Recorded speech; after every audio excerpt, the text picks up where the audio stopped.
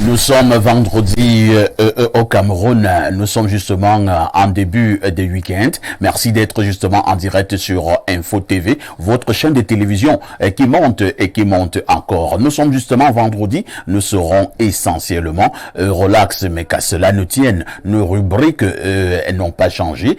Tout à l'heure, nous aurons la quintessence de l'information parue en kiosque au Cameroun avec Théophile Vianney Billard qui nous dira justement ce qui prévaut en kiosque comme température. La dénonciation est restée intacte. Elle sera l'œuvre ce matin de Pierre Blériot Onyemec en guise d'analyse de ce jour. L'instant de l'analyse nous conduira tout simplement à cet accident, à cet incident qui a eu lieu du côté de la commune de Yaoundé 6. La mairie a pratiquement été consumée. Les feux ont débuté ce matin. Tôt ce matin du côté de la mairie de Yaoundé 6 dirigée par le maire Yoki Onana. Que s'est-il réellement passé du côté de la mairie de Yaoundé 6? On essaiera de commenter, on essaiera d'analyser où pratiquement ce bel édifice est parti en fumée. Que s'est-il passé du côté de Yaoundé 6? Est-ce un acte criminel? C'est la problématique principale de nos échanges ce jour. Si vous êtes connecté au canal 307 sur Canal Plus International, sachez que vous êtes des téléspectateurs privilégiés. On va justement commencer par accueillir nos invités ce matin. Franck Russell Ateba, bonjour. Bonjour Parfait, bonjour mes panélistes. Comment vous allez? Je vais bien, merci vous-même. C'est un véritable privilège et plaisir pour moi d'être sur ce plateau et je profite pour saluer aux millions de téléspectateurs. Merci beaucoup. Je souligne que vous êtes président donc du consortium pour la nature, l'environnement et le développement durable. Il s'agit de quoi? Absolument, le CNED, Consortium pour la nature, l'environnement et le développement durable, est une plateforme qui vise à la promotion du développement durable au Cameroun, mais également à la protection de l'environnement. Ceci au travers de différents programmes et projets, parmi lesquels le Salon de l'emploi et l'économie verte, l'organisation d'une quinzaine nationale d'environnement et bien d'autres initiatives dont je suis aussi promoteur d'un message. C'est la tenue de la World Cleanup Day avec l'ONG internationale Let's Do It qui se tiendra le 16 septembre prochain. Il s'agira de mobiliser 5 millions de Camerounais pour effectuer une campagne nettoyage sur l'étendue du triangle national et puis voilà, ça va bon train en fait.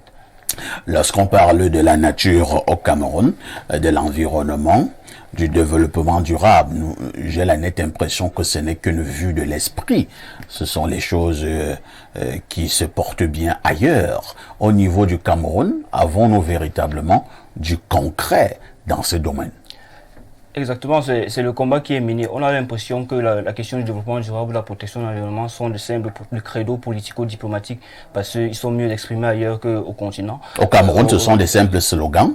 D'apparence, ce sont des simples slogans. Justement, il était question d'adapter ou de mettre en pratique en contexte camerounais ces initiatives-là, parce que ce sont des planifications stratégiques qui sont mises sur pied par l'Organisation des Nations Unies et auxquelles le Cameroun appartient ou est rattaché. Et nous pensons que nous ne pouvons pas atteindre les différents objectifs sans même pour autant connaître ce qu'est le développement durable.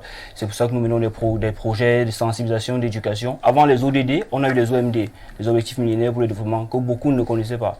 Et nous pensons que nous ne pouvons pas atteindre les planifications stratégiques si nous ne les connaissons pas.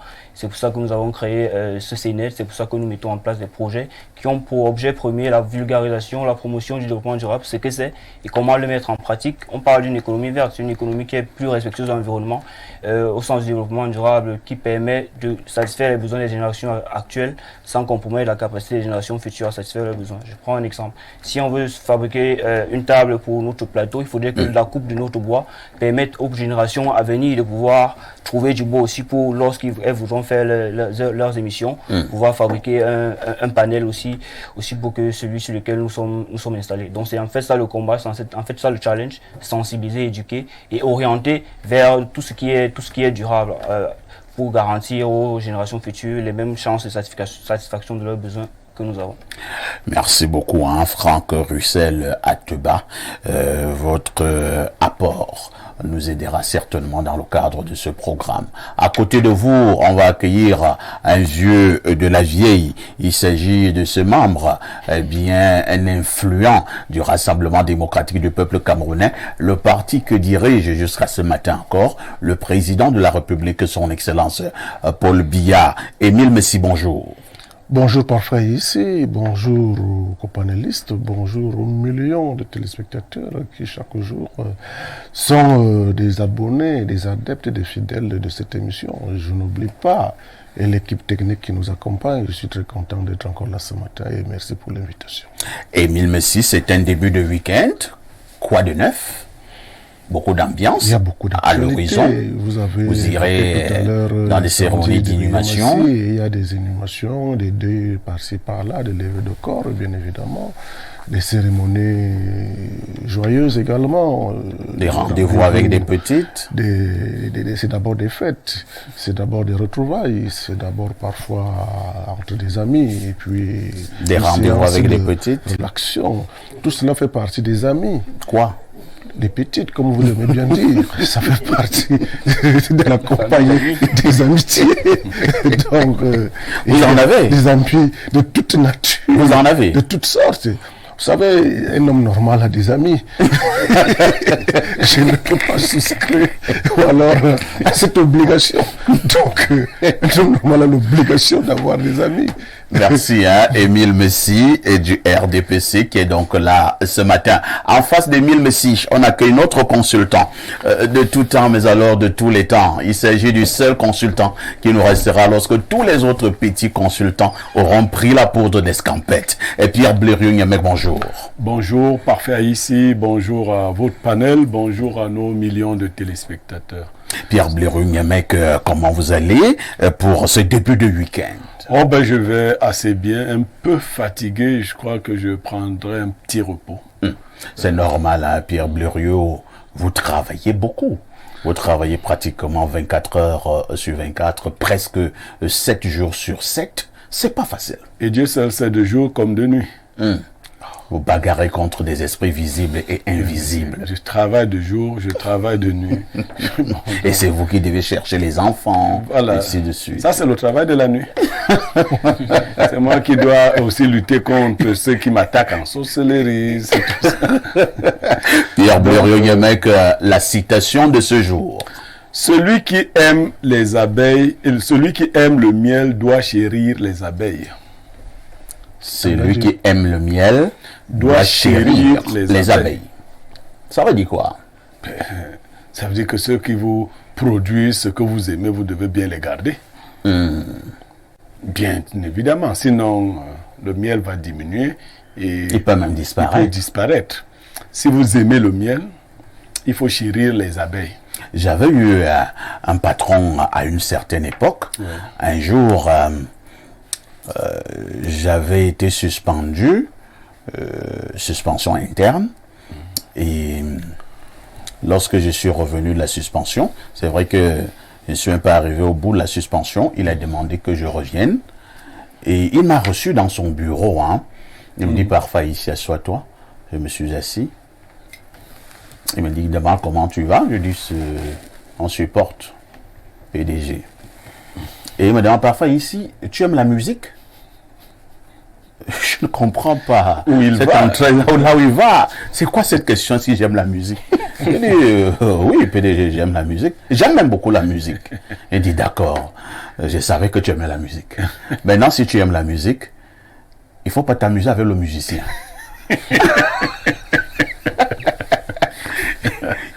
Je n'ai rien compris.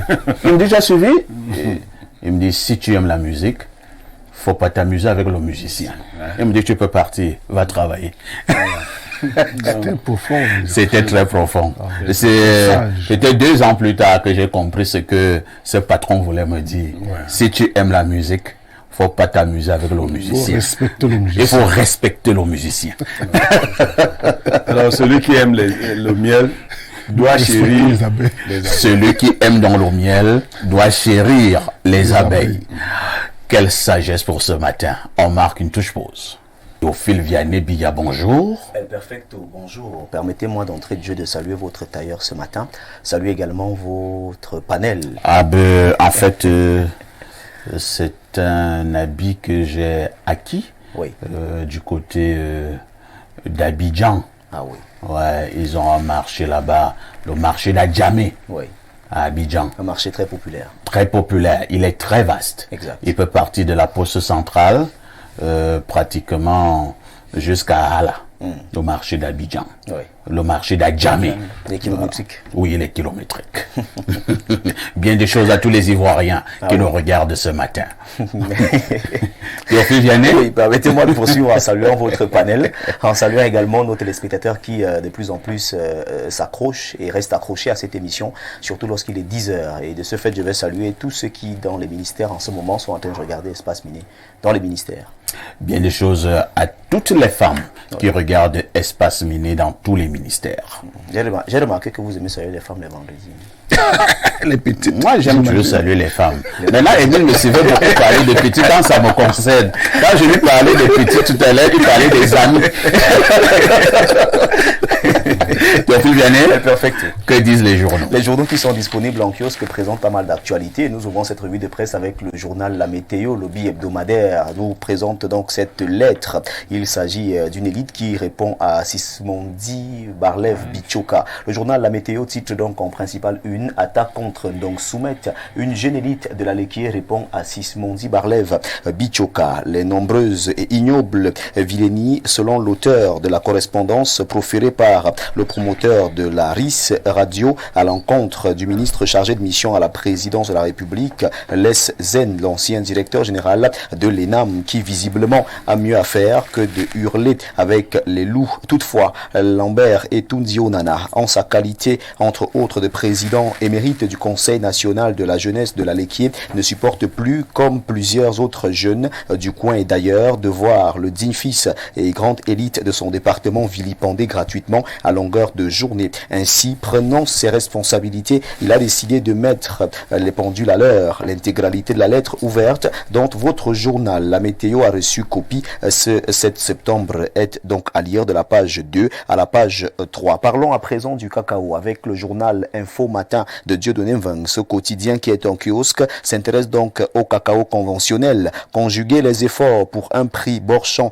de 1500 francs CFA le kilogramme. Recommandation faite aux producteurs ce 7 septembre en Gomedza par le ministre du Commerce, Luc Magloire Barga Tangana, présidé dans la dite localité du département du Nyon et So le lancement officiel de la campagne cacaoyère 2023-2024 et procédé à l'inauguration du magasin de stockage dont du chef de l'État Paul Biya en présence de ses collègues du Minader Gabriel Mbairobé et du ministère du Travail et de la Sécurité sociale Grégoire Owona, représentant de l'élite locale. Le journal revient donc sur cette campagne qui s'est ouverte. On parle donc de la campagne cacaoyère 2023-2024 et présente la recommandation du ministre du Commerce Luc Magloire Barga Tangana aux producteurs de la page 2 à la page 3. L'activateur dont Gelbert Informe parle également de cette campagne en pied une. Campagne cacaoyère Luc Magloire Barga Tangana en Gomdzap. Le ministre du Commerce a choisi le département d'Union et So pour lancer hier la saison 2023 des récoltes, du conditionnement et de la commercialisation du cacao au Cameroun. La bonne nouvelle, c'est que le prix du cacao cette année est en hausse de 190 francs CFA le kilogramme, soit 14,7%. Il a donc atteint 1480 francs CFA dans les bassins de production en 2022-2023 contre 1290 en cours de la campagne précédente. Abimté, s'exclame le journal L'Activateur en page 4. Rentrée scolaire 2023. Henriette Sournac demain à Olanguina. C'est ce que nous dit ce journal. En grande une, le sénateur de la région du centre se rendra dans l'arrondissement d'Assamba à l'effet de procéder à une remise de dons en fourniture scolaire aux élèves des établissements scolaires de cette localité. Un autre journal est en kiosque et ce journal nous permet de parler de cette autre actualité. Il s'agit bel et bien du journal satirique Le Popoli qui s'intéresse à Franck Biya. En avance ou en recul, s'interroge donc le journal Le Popoli qui est en kiosque ce matin et qui parle de cette actualité. Peut pas, comment s'annonce l'avenir? C'est la réaction de Franck Biya qui est présentée ce matin dans ce journal. Et bel et bien, la réponse de son père est étrange. Chaque fois que je tourne ma boule de cristal, elle s'obscurcit. Le journal s'interroge donc ce matin. Franck Biya, en avance ou en recul, à lire au journal Le Popoli qui est disponible en kiosque. Allons du côté de Ngaoundéré, plus précisément à l'université ce matin avec le journal Le Quotidien de Jules Brice Ngaba qui nous fait donc savoir que les responsables nouvellement nommés de ce côté ont été installés par le ministre d'État, ministre de l'Enseignement supérieur, le professeur Jacques Famendongo. Le recteur et le PCA aux commandes. Le ministre de l'Enseignement supérieur, le professeur Jacques Famendongo, a procédé hier, jeudi 7 septembre 2023, à l'installation du PCA et du recteur de l'université de Ngaoundéré. Le journal revient donc sur cette cérémonie qui a connu une forte mobilisation du côté de Ngaoundéré. Réalité plus de Paul Ngouaré Kinzi parle également de cette même actualité en grande une. Université de Ngaoundéré, le ministre d'État Jacques Famendongo prescrit un cahier de charges costaud au nouveau recteur Mamoudou Abdoul Moumini. Le journal en parle ce matin de la page 2 à la page 5. Du côté du Honkam, on nous fait donc savoir que le sénateur Françoise Pouené et ses camarades et sympathisants offrent 375 millions pour la construction de la maison du parti RDPC de Bafang, à lire au bat 1 de ce journal. Et si on restait en Ngaoundéré avec la voix des jeunes, le tri hebdomadaire présente ici la dette que laisse Ufi Tchinje. Le journal titre donc en principal une université de Ngaoundéré. Ufi Tchinje laisse une dette de plus de 5 milliards. Plus de 5 milliards de nos francs, c'est l'estimation de la dette fiscale, académique et commerciale laissée derrière elle par celle qui a été recteur de l'université de Ngaoundéré de juillet 2017 à août 2023. Nous prenons cette autre actualité qui est traitée au journal de Georges Alain Boyomo, le quotidien Mutation. Suzanne Zambou, qui l'a tué, s'interroge le journal Mutation ce matin et nous fait donc savoir que l'épouse du coordonnateur général du mouvement pour la renaissance du Cameroun, MRC, incarcéré à Kodangui, a été assassiné mercredi à son domicile à Yaoundé. Le messager s'interroge également. Horreur à Yaoundé, qui a tué Suzanne Zambou, ligotée, torturée et assassinée par des individus non encore identifiés. Le décès de l'épouse du coordonnateur national du MRC suscite consternation et questionnement. Les émergences parlent également de cette même actualité ce matin et s'interrogent en grande une. Meurtre à Yaoundé, qui a tué Suzanne Zambou. Le corps sans vie de l'épouse de l'opposant politique Pascal Zambou, coordonnateur national du mouvement pour la renaissance du Cameroun, a été découvert à Yaoundé. Le journal en parle en page 3. Le journal d'Aman Mana, Le Jour, qui est en kiosque, n'est pas en reste et parle également de cette même affaire en pied une. Yaoundé, on a assassiné l'épouse d'un opposant. Le corps sans vie de Suzanne Zambou a été découvert ce 7 septembre 2023 au domicile familial. En page 3, le journal Le Jour, qui est en kiosque, parle donc de cette actualité. Allons en sport pour parler de cette réaction de Placide Mevois. Les supporters, instruments de mobilisation et de modèle économique. Le PCA du canon sportif de Yaoundé annonce une nouvelle orientation de la gestion du club. Restons en sport avec le journal Cameroun Tribune, le quotidien bilingue gouvernemental qui s'intéresse ce matin aux qualifications pour la CAN 2023. Et ultime occasion, le 12 septembre prochain à Garoua, les Lions indomptables affrontent le Burundi pour un ticket en Coupe d'Afrique des Nations dans le cadre de la 6e et dernière journée des éliminatoires. Enjeu de ce match décisif où une victoire est impérative et revue de l'effectif des 24 sélectionnés de Rigobert Song-Baranak, c'est de la page 29 à la page 31. Douala, elle pousse un enfant du 3e étage. Jeannette, puisqu'il s'agit d'elle, qui a accusé le petit Rodrigue, 14 ans, fils de sa coépouse, de lui avoir volé 7000 francs CFA et des morceaux de poulet, a été interpellée par la gendarmerie après son acte mercredi. Conduit dans un hôpital de la place, l'enfant est grièvement touché aux jambes et à un bras également, ainsi qu'à la tête. Le journal Cameroun Tribune revient donc sur cette affaire en page 15. On nous fait donc savoir que Jeannette pousse un enfant du 3e étage. Il s'agit bel et bien de l'enfant de sa coépouse âgée de 14 ans. La cause ici est que Jeannette accuse l'enfant de lui avoir dérobé une somme de 7000 francs CFA et quelques morceaux de poulet. L'œil du Sahel de Guibaï Gatama, qui est en kiosque, parle également de la rencontre Cameroun-Burundi, accueil royal des Lions indomptables à Garoua. C'est ce que nous dit le journal du Sahel qui nous permet de refermer cette revue de presse en grande une. On parle également de Mandingring, 5 personnes enlevées par des preneurs d'otages. Cette actualité barre la grande une du journal de Guibaï Gatama qui est disponible en kiosque. Et c'est avec ce journal et cette actualité que nous refermons donc cette revue de presse acte 2 sur Info TV ce vendredi. Mesdames, messieurs, de votre aimable attention, infiniment merci. Et nous vous invitons très massivement à vous rendre dans les kiosques ce matin pour vous procurer un journal au prix de 400 francs CFA pour que vive la presse camerounaise. Pour le décompte, je vous laisse le soin de faire le décompte à la maison ce matin et de collecter toutes les pièces qu'il vous faut et aller rapidement en kiosque pour vous offrir un journal. Votre fidélité reste et demeure inchangeable, intouchable, inattaquable et inaliénable. C'était bel et bien la revue de presse Acte 2 avec Théophile Vianney-Biya. Vous pouvez m'appeler TVB si vous le désirez. Merci à El Perfecto, merci à votre panel, merci également à toutes les téléspectatrices ce matin. Et moi, je vous appelle justement TVB. Oui. Et vous ne partez pas après une si brillante revue de la presse. Vous nous donnez également le fait saillant de l'actualité qui retiendra notre attention au 19h et au 20h ce soir. Au 19h et au 20h ce soir sur Info TV, on ira du côté de la commune d'arrondissement de Yaoundé 6. Les événements de ce matin, on en fera large écho au 19h et au 20h pour revenir donc sur cet incendie enregistré du côté des locaux de la mairie de Yaoundé 6 au quartier Acacia. L'incendie a été déclaré très tôt ce matin et les flammes ont été maîtrisées par les éléments des sapeurs-pompiers, mais il faut dire qu'il y a d'importants dégâts matériels. Mais flammes maîtrisées très tardivement. Tard, oui, très tardivement. C'est presque tout l'édifice qui était déjà en feu. Bien sûr. Donc d'importants dégâts matériels sont enregistrés de ce côté. On reviendra plus amplement au 19h et au 20h avec la réaction du maire, Yoki Onana. Ah, le maire de Dieu. C'est comme ça qu'on l'appelle. Oui, c'est comme ça que le maire de Dieu. On l'appelle affectueusement. Yoki Onana. Il est Le touché. maire, Dieu. Le maire, non, le maire de Berio, il faut faire très attention. Le maire de Dieu. Dieu. Ça n'a rien à voir avec ce qu'on dit. Théophile Vianney, Perfecto. tout en vous souhaitant un excellent week-end. Merci. On se dit à lundi 10h. Avec le même plaisir et le même bonheur. Très bonne suite d'émissions à vous et surtout très bon week-end. Merci beaucoup. Alors, lorsque Théophile Vianney nous livrait cette quintessence de l'information parue en kiosque au Cameroun, il y a eu cette actualité qui nous intéresse justement ce matin. Émile Messi, Cameroun Tribune, le journal que dirige Marie-Claire Nana, à sa grande une, nous parle de cette ultime occasion. Cameroun Tribune parle de ce match comptant pour la 6e et dernière journée des éliminatoires de la CAN qui se déroulera en Côte d'Ivoire à partir de janvier prochain. Ultime occasion pour les Lions indomptables. Ce sera mardi à Rumdiadja où les Lions affronteront le Burundi. Une victoire à tout prix et à tous les prix pour les Lions indomptables. Votre regard? Oui, je pense que Cameroun Tribune, avec sa titraille, a parfaitement raison.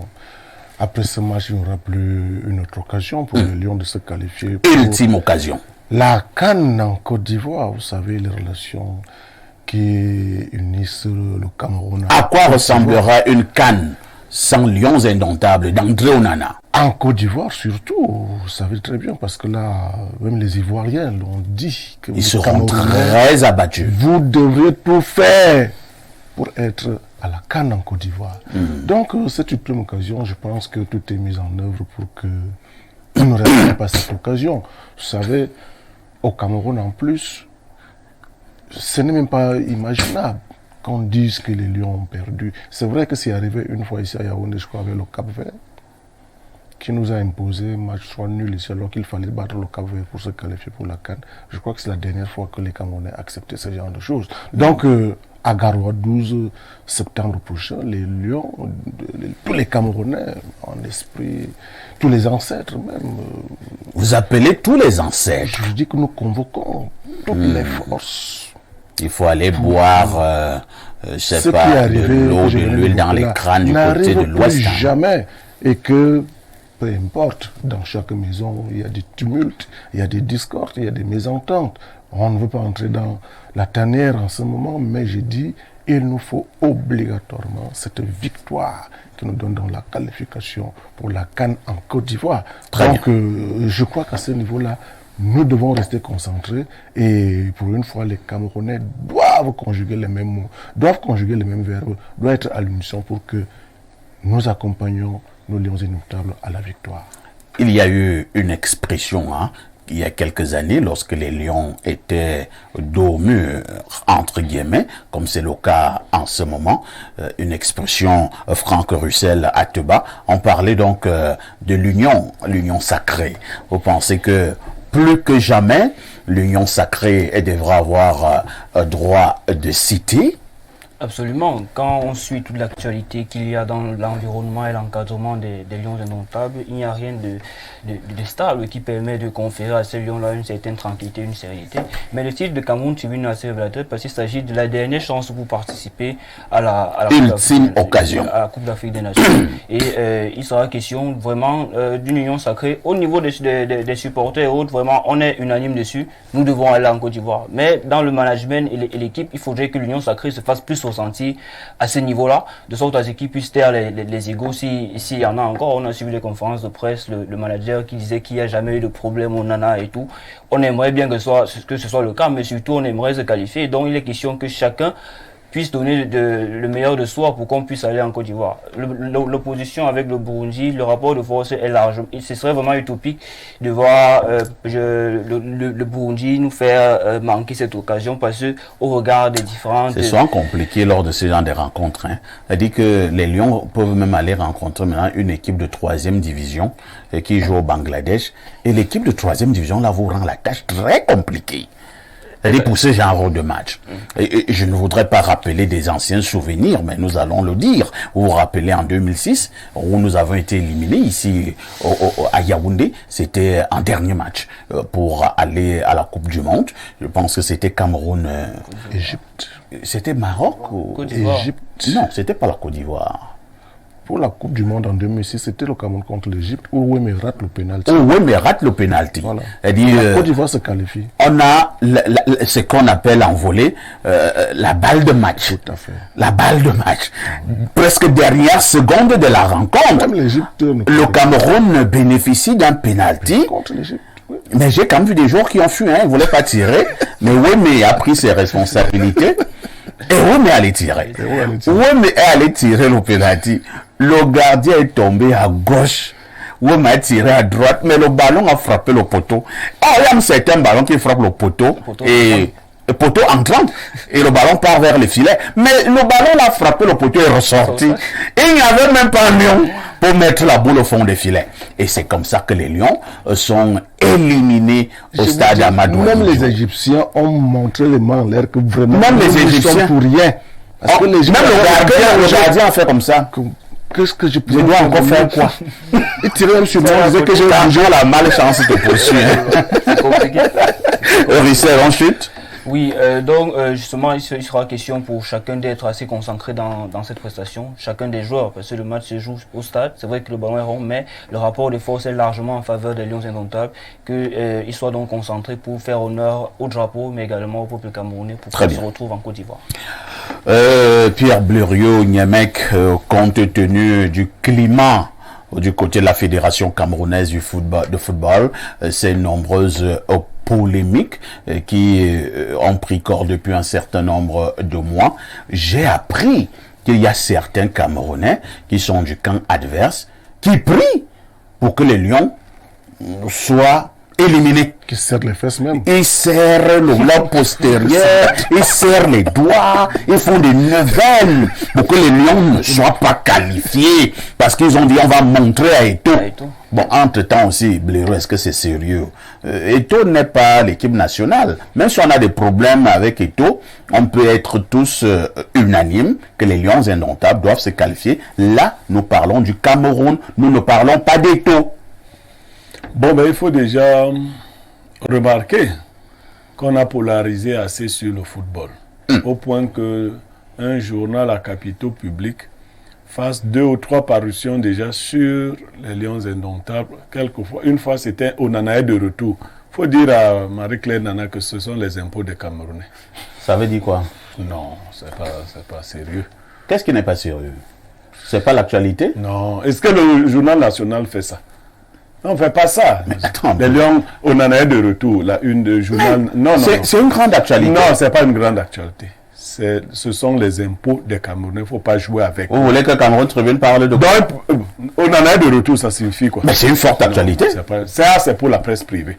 Et on sait comment, vous savez mieux comment ça fonctionne. Donc, ce n'est pas une actualité. Bon, maintenant, il faut aussi dire autre chose. Aucune prière n'agira dans le cadre du match qui va se jouer. Ni les prières qui demandent qu'on gagne, ni celles qui demandent qu'on perde. Les prières, ce n'est pas une affaire de prière. Ce fétichisme, il faut l'enlever. Notre vœu, et là, c'est pour répondre à votre question, s'il se trouve des gens qui ont chaviré dans le combat ou dans leurs revendications, qui somme toute peuvent être légitimes, au point de souhaiter l'échec de l'équipe nationale pour que Eto'o soit mal vu, je crois que ceux-là se trompent de combat.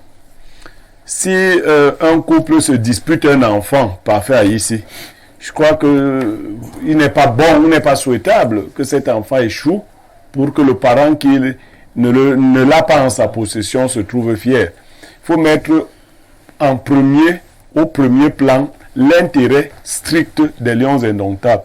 Et ça permet donc de dire qu'ils gagnent ou qu'ils perdent, les responsabilités seront celles de tout le management. Quand ils auront gagné, ce qui est mon souhait, on va féliciter toute l'équipe. Mais s'ils perdent, ce qui est de l'ordre du possible, parce que contrairement à ce qu'on dit, vous savez, le Burundi, lui, va venir jouer sa finale. Bon, le Burundi a même quoi à gagner. Non, le Burundi va jouer sa finale. Non, si le Burundi, c'est vrai que je n'ai pas encore bien vu les statistiques. Je crois que si le Burundi nous gagne, est-ce qu'ils peuvent être qualifiés? Je crois. Je n'ai pas bien regardé. Mais on va nous aider tout à l'heure. Hein. Je crois que le Burundi est à armes presque égales avec le Cameroun. Une victoire supérieure, une victoire marquante du Burundi sur le Cameroun pourrait. Vraiment, je ne vais pas m'aventurer plus que ça. De toutes les façons, une défaite ou un nul bloque le Cameroun. Ça, j'ai pu vérifier. Oui, c'est clair. Donc, il faut absolument une victoire pour les Lions. Alors, parfait, ici, dans un tel match, la pression est davantage du côté des Lions. Tout à fait. Et comme vous savez que c'est un match de football, les Burundais vont s'amuser. C'est-à-dire qu'ils vont vraiment jouer. Et là, ça devient dangereux. Tandis que nous serons là à jouer et à stresser en même temps également, Pierre Belleroy, même si le Burundi même se qualifie pour la Coupe d'Afrique, est-ce que le Burundi va gagner la Coupe d'Afrique en Côte d'Ivoire? Moi, je pense que certaines équipes doivent quand même laisser le mauvais cœur. Vraiment, le Burundi n'aura rien fait en Côte d'Ivoire. Le Burundi doit se laisser taper et accepter que les Lions aillent représenter valablement l'Afrique. Enfin, les autres pays. Je ne vais pas vous taquiner ce matin. Vous savez, la coupe était chez vous, vous ne l'avez pas gagnée. Bon, ça peut arriver. Bon, toutes les coupes également que nous avons gagnées à l'extérieur. Bon, voilà, comme le Cameroun, c'est le Cameroun, vous savez. De toutes les façons, moi, je souhaite une victoire des Lions indomptables. Cela... Tu es sincère, Blériot? Parfait, ici, vous me connaissez assez. Je l'ai dit à une autre émission. Parce que... Attendez, moi, un hibou qui souhaite la victoire des Lions... Non. Nous n'avons pas les mêmes combats, malheureusement. Parce que moi, je n'estime pas que les Lions indomptables sont la propriété de quelqu'un. Pas du tout. Une fois que je ne l'estime pas, la défaite des Lions indomptables... C'est la défaite du Cameroun. Il faut aussi dire, pour ceux qui comprennent ce que Messi vient de dire, c'est un monsieur du RDPC. Messi vient de dire qu'une défaite des Lions est inacceptable. Que les Camerounais ne vont pas accepter ça. Ouais. Même Papa ici le dit. C'est clair. Avec l'autre monsieur aussi. Oui. Faites donc attention d'avoir accepté qu'on vous mette une telle pression. Parce que là, qu'est-ce qui se prépare au cas où les Lions viendraient à perdre, ce qui est de l'ordre du possible. C'est dangereux, Blériot. Ah, dites donc. Depuis même là-bas, ne prend même pas d'abord cette hypothèse. Non, mais cette hypothèse est plausible. Je refuse cette hypothèse. Monsieur Messi dit que l'hypothèse est inimaginable. Qu'est-ce que le RDPC prépare? Messi dit, et je connais la sérénité, il dit que c'est inimaginable. Ça devient une affaire très sérieuse. C'est l'ultime occasion. Ça passe ou ça casse. Et vous voyez le journal à capitaux publics. Qui veut dire ultime occasion. Ce n'est pas de la blague. Donc, les gens du RDPC qui sont sur ce plateau et d'autres qui ont écrit sur ce journal me regardent avec un air grave. Non, il n'y a pas de gens du RDPC qui ont écrit dans ce journal. Marie-Claire Nana est du RDPC. Non, Marie-Claire Nana est d'abord journaliste. Mais elle est aussi du RDPC. Elle n'est pas du RDPC. Marie-Claire Nana exerce là-bas comme le RDPC a son journal qui s'appelle... Voilà. Le RDPC a son journal qui s'appelle L'Action. Là, c'est Cameroun Tribune. Attendez, est-ce que Marie-Claire Nana n'est pas du RDPC? Là, c'est un autre débat, Blériot. Bon, disons que comme je confonds tout, je suis honnête. Est-ce que Marie-Claire Nana est du RDPC? Merci Pierre Blériot pour cette analyse. De toutes les façons, nous souhaitons bonne chance aux Lions Indomptables. Hein. Nous en parlerons encore lundi, parce que le match, lui, a lieu mardi du côté de Garoua. On souligne que les Lions Indomptables sont arrivés justement à Garoua, je pense hier. Ils ont déjà d'ailleurs tenu une première séance d'entraînement. Pour l'instant, les informations que nous avons de ce côté, la sérénité règne au sein de la tanière. Et nous souhaitons également beaucoup de courage à notre coach Rigaud, qui est justement avec ses poulains pour la grande victoire mardi prochain du côté de Garoua. Allez les Lions, et nous marquons une touche pause. La dénonciation de ce matin, une affaire de Pierre Blériot. Parfait, ici, j'aurais tellement aimé ne pas avoir à dénoncer des enseignants et tout ce qui sont dans le corps de l'éducation. Mais je suis obligé de le faire parce que des enfants sont allés hier dans les différents sous-centres retirer leur relevé de notes du baccalauréat. Les autres arrivent. Mais parfait, on exige dans certains centres, je n'ai pas encore fait le tour de tous les centres, mais pour quelques-uns, la secrétaire qui reçoit nos enfants qui ont été admis aux examens leur exige la somme de 500 francs pour leur remettre leur relevé de notes. Je ne comprends pas, je ne sais pas si le ministre est au courant. Auquel cas, il faudrait que les enfants rentrent là-bas qu'on leur remette les 500 francs. Parfait, vous ne pouvez pas faire le calcul. Vous imaginez le nombre de jeunes Camerounais qui ont eu le baccalauréat cette année? Ils sont nombreux. Le probatoire arrive et ainsi de suite. Mais est-ce que c'est sérieux? L'office du bac reçoit les frais d'examen. Parfois, ici, on a créé d'abord une autre escroquerie pour avoir les résultats. Nous, à notre époque, il y avait une beauté à écouter les résultats à la radio et tout. Maintenant, il faut envoyer un SMS qui vous coûte 150 francs. Imaginez.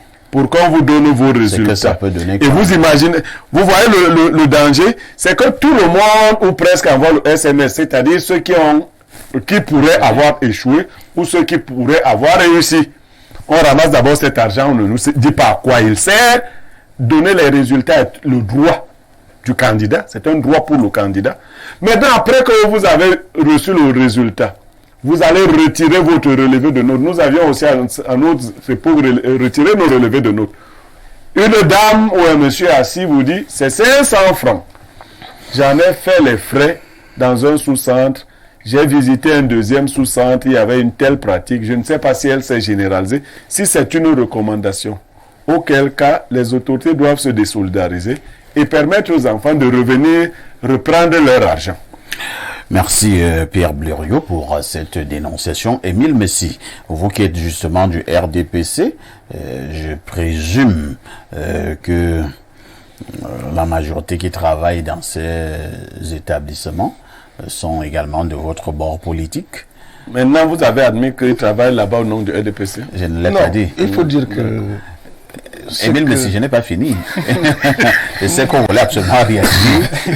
Est-ce que c'est sérieux? Au Cameroun, nous voulons absolument trouver de l'argent partout, même retirer un simple relevé de notes. Et comme le dit Blériot, c'est un droit du candidat. C'est d'ici l'a composé qu'il retire son relevé de notes gratuitement. Pas même, il a payé pour tout ça. Il est dans les temps. Pourquoi maintenant on leur demande encore 500 francs pour retirer leur relevé de notes? Parfois ici, je crois que comme c'est une dénonciation, ça a tout son sens. C'est des pratiques qu'il faut dénoncer. Et Blériot l'a bien fait de dénoncer parce que ça fait partie de l'ordre de la normale. Vous voyez, c'est l'office du baccalauréat qui a la compétence de délivrer des relevés de notes, des attestations. Et vous êtes d'accord avec moi, Blériot également, que à l'époque, moi je me rappelle quand j'ai eu mon baccalauréat, l'office du baccalauréat existait déjà. Nous partions des boulevards pour Yaoundé, pour se rendre à l'office du baccalauréat, pour être en possession de son relevé de notes et attestation de réussite. Mais aujourd'hui, on a là une volonté pour l'office du baccalauréat de faciliter la tâche aux lauréats. C'est-à-dire que les chefs d'établissement qui sont des proviseurs, ces directeurs de collèges privés, autres qui étaient des chefs de sous-centre, se rendent, pour ce qui est de Yaoundé, à l'office du baccalauréat et rentrer en possession des relevés de notes et attestations de réussite, parce qu'aujourd'hui, le relevé de notes fait également partie de l'attestation de réussite, pour que ce papier soit accessible aux lauréats.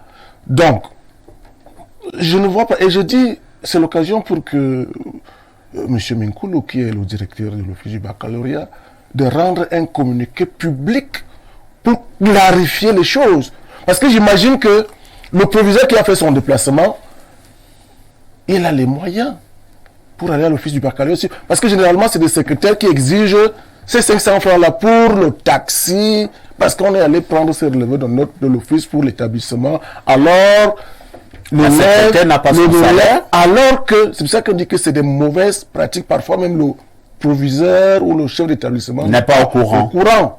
Et c'est l'occasion pour le directeur de l'office du baccalauréat de rendre un communiqué clair que le retrait de ces attestations de réussite, de ces relevés de notes est gratuit. Et pour que les établissements ou alors des secrétaires de proviseurs qui seront pris en flagrant délit de ce genre de pratiques soient sévèrement punis. Donc, je crois qu'à ce niveau, le débat ne devrait même pas prospérer. S'il y a des secrétaires, s'il y a des établissements où il faut que ça s'arrête à partir de cette émission. Très bien. Franck Russell Ateba, quelqu'un te dira que la secrétaire qui demande 500 francs pour vous délivrer, vous remettre votre relevé de notes, applique simplement la formule qui voudrait que la chèvre puisse brouter là où elle est attachée. Sauf que, comme l'a dit M. Messi, ça relève purement de la normale. Le fonctionnement d'un tel office n'est pas attribuable à l'usager ou au consommateur. Effectivement, même s'il faudrait avoir à se déplacer pour aller faire ces retraits, c'est du ressort de l'administration. Et que je vais compléter en disant qu'effectivement, l'office du bac, je suis assurément le dernier à avoir quitté l'enseignement secondaire ici. L'office du bac a mis, par après moi, ça fait pratiquement 10 ans que j'ai eu mon baccalauréat, déployer tu peux déjà t'inventer, 10 ans, ce n'est pas petit. Oui. Sauf que nous, ça fait 28 ans. Voilà, c'est ce que je dis, c'est très loin. Ça va. C'est l'office du bac a des bureaux régionaux maintenant. Si vous allez vous monter Volier, vous verrez, il y a beaucoup de jeunes qui sont là, c'est un bureau régional maintenant. Donc ça fait que c'est beaucoup plus facile pour les candidats qui ont composé de retirer leur diplôme ou leurs attestations dans leur région. Ça évite en fait ces transactions qui convenaient à faire partie des chefs de centre dans des villes ou bien tous venir à Yaoundé. Donc prélever 500 francs aux usagers qui ont composé et qui ont le droit d'avoir leurs attestations relève vraiment de l'arnaque. Très bien. C'est de la corruption et ce sont des pratiques à sanctionner. Donc voilà, nous ne devons pas encourager de telles pratiques. C'est merci à M. Blaireau pour cette dénonciation et qui ne doit absolument pas prospérer pour que les jeunes puissent s'exprimer et se mouvoir beaucoup plus aisément. Prélever 500 francs, demander 500 francs aux candidats qui retirent donc leur relevé de notes dans certains centres ou sous-centres d'examen relève de l'arnaque. Parfois, ici, pendant que je faisais la dénonciation, les gens m'écrivent de partout pour me dire que mais toi, tu n'as même pas toute l'information. Ah bon? Avoir le bordereau de réussite, c'est 1000 francs, donc il y a des taux. Les gens m'envoient les taux. Et ce n'est pas une petite affaire parfaite. Vous entendez 500 francs, la corruption est quelque chose de vicieux. Vous entendez 500 francs et vous vous dites, ah, c'est rien. 100 000 candidats que l'office du bac a eu cette année, différents examens. Vous avez, pour les relevés de notes, ça fait 50 millions. Pour les bordereaux de réussite, ça fait 100 millions. On parle de 100. C'est-à-dire, ainsi de suite, ainsi de suite. C'est de la grosse corruption. Vous avez dit que le monsieur s'appelle Minkoulou, c'est ça? Oui, c'est le directeur de l'office du bac. Voilà. Minkoulou, dites à Minkoulou de ne pas laisser ce genre de choses prospérer. Ce n'est pas bien. Les enfants ont versé les frais d'examen qui comprennent toutes ces petites choses. Maintenant, les chefs de centre, Parfait, ici, j'ai fait ce métier. Ont beaucoup d'argent. Quand vous êtes chef de centre, c'est beaucoup d'argent. Quelqu'un se déplace de Biémassi pour Odia. Il ramène les relevés de notes. Avec le carburant de l'État et tout ce que vous pouvez imaginer, parce qu'il a reçu les missions pour être chef de centre. Il dépose au secrétariat et le chef de centre est comptable de ce qui se passe dans son centre. Moi, je ne suis pas d'accord qu'on dise que le secrétaire ne commande rien. Et puis, si vous êtes incapable de savoir que votre secrétaire prend de l'argent aux gens, vous êtes donc un incompétent. Parce que parfois ici, vous devez pouvoir savoir que vous avez quelqu'un ici à Info TV, vous avez un collaborateur qui fait venir les invités. S'il commence à arnaquer vos invités, vous devez être au courant de cela et mettre un terme à une telle pratique. Donc les chefs de centre, je les cite comme comptables de cette pratique odieuse. Il faut que cela... On peut pas... Vous n'allez pas enseigner la corruption aux enfants. Mais, très souvent, vous trouvez une femme à la peau jaunie par les produits de ça, quoi. Bon, elle est là. Elle vous regarde même pas. Elle vous dit c'est 500. Tu ne donnes pas, tu n'as pas le relevé de notes. Mais attendez, j'ai pas voulu faire un scandale hier. J'ai pensé que la dénonciation ferait plus d'effet. J'étais dans un sous-centre, j'accompagnais l'enfant. Mais j'aurais pu aller arracher les relevés de notes qui étaient là et commencer à les distribuer aux gens qui étaient présents. On allait dire que c'était un acte de vandalisme. Voilà, on allait dire entre le vandalisme, donc un tel vandalisme et une telle corruption, qu'est-ce qu'il faut condamner? Nous allons lire quelques préoccupations de téléspectateurs ce matin. Bonjour Perfecto, par rapport à la dénonciation du jour, c'est une vieille pratique car de ma propre expérience au lycée de Ndrohem, PK12 de la ville de Douala, le proviseur, il donne le nom du proviseur que je saute, exigeait une somme de 1000 francs par candidat, ça ou rien. Incroyable. Et il dit c'était en 2011.